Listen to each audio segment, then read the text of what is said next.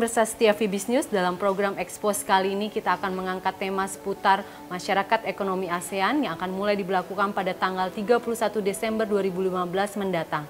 Dalam pertemuan CEO Networking 2014 di Bali pada akhir pekan lalu, maka dapat disimpulkan bahwa masyarakat ekonomi ASEAN dapat memberikan keuntungan bagi bangsa Indonesia. Seperti yang kita telah ketahui, lebih dari 1 dekade lalu, para pemimpin ASEAN sepakat membentuk sebuah pasar tunggal di kawasan Asia Tenggara yang akan mulai diberlakukan pada akhir 2015 mendatang.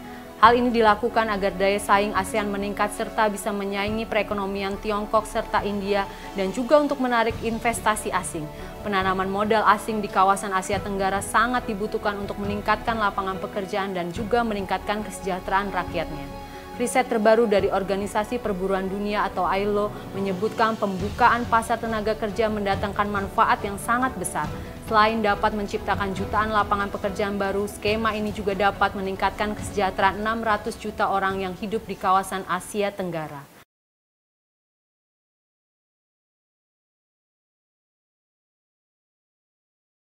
Ya itu, makanya kan kita memerlukan dukungan teknologi. Sebab tanpa teknologi kita juga tidak mungkin bisa bersaing. Dan teknologi itu sayangnya tidak murah, ya.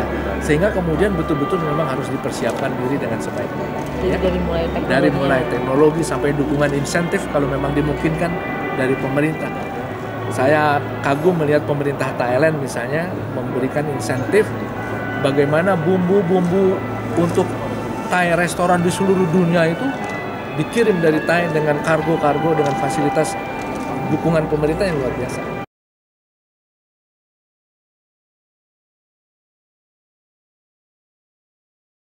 Oh, kalau sektor keuangan intinya gini, kita harus lihat dulu kenapa banyak pengusaha besar Indonesia yang masih enggan masuk sektor keuangan. Nah, itu yang mungkin harus ada komunikasi yang bagus antara regulator, misalnya OJK, pemerintah, dan Bank Indonesia bersama pengusaha-pengusaha itu. Kenapa mereka berat sekali rasanya untuk masuk ke sektor keuangan? Satu alasan pasti karena modalnya itu harus kuat, ya. Sedangkan pengusaha-pengusaha kita mungkin, ya, dia akan mencari usaha yang profitnya tinggi, tapi modalnya tidak harus terlalu besar gitu. Jadi ini memang masalah pilihan. Tapi ya tadi, intinya ya kalau kita mau menjaga itu, pengusaha Indonesianya harus mampu masuk sektor keuangan tanpa proteksi yang berlebihan.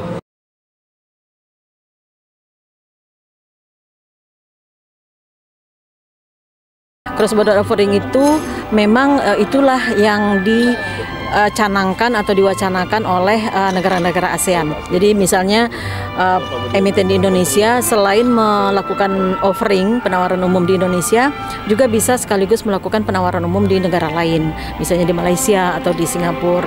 Nah, ini yang sedang dikerjakan bersama-sama di tingkat ASEAN. Bagaimana kemudian prospektus yang dikeluarkan itu cukup satu gitu. Jadi prospektus yang dibuat di Indonesia bisa dipakai untuk offering di Malaysia, di Singapura gitu. Nah, ini yang sedang dicoba dan itu sudah ada yang disebut Asian Disclosure Standard. Jadi di prospektus itu standarnya apa saja mesti di-disclose, itu udah ada. Nah, kemudian hanya di Indonesia masih ada beberapa hal yang merupakan plusnya Indonesia kita sebut. Jadi di samping Asian Disclosure Standard ada beberapa hal yang di Indonesia itu masih diperlukan ditambahkan.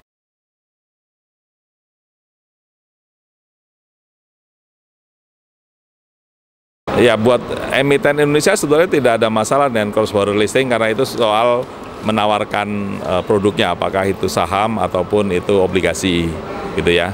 Tapi yang lebih penting sebetulnya adalah bahwa kalaupun misalnya suatu produk penawaran umum saham atau penawaran umum obligasi itu bisa diserap oleh emiten Indonesia sendiri, ya tidak diperlukan cross border offering.